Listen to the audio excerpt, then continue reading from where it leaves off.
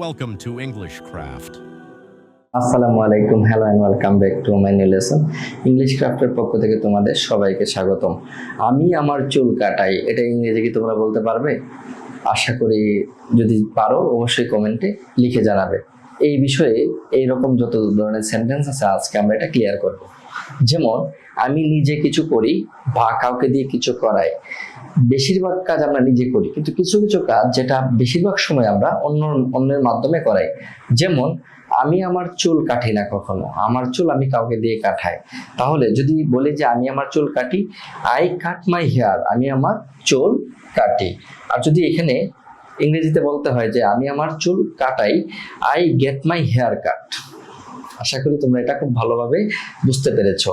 আমি আমার নিজের চুল কাটি, I cut my hair, but আমি যদি আমার চুল কাটাই তাহলে একটা পজিটিভ ভার্ব নিয়ে আসতে হবে, এটাকে বলে পজিটিভ ভার্ব। এটা অনেক বিস্তর আলোচনা ইনশাল্লাহ আমরা অনেক সময় আলোচনা করব। I get my hair cut. যেমন আই ওয়াশ মাই হেয়ার, আমি আমার এই চুল ধৌত করি। এখন এটাকে যদি আমি আমার চুল ধৌত করাই, I get my hair wash, মানে আমি আমার চুল ধৌত করাই। তারপর আই ক্লিন মাই রুম, আমি আমার এই রুম পরিষ্কার করিয়েছি।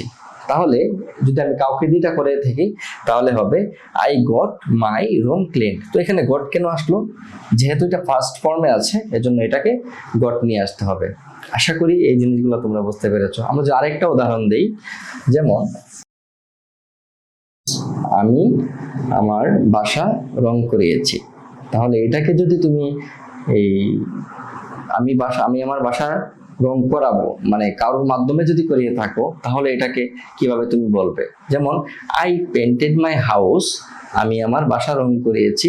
তাহলে এটাকে যদি কারো মাধ্যমে করানো হয় এটা কিভাবে ইংরেজিতে হবে অবশ্যই তুমি কমেন্ট বক্সে লিখে জানাবে। আসসালামু আলাইকুম ওয়া রাহমাতুল্লাহ। Thanks for watching.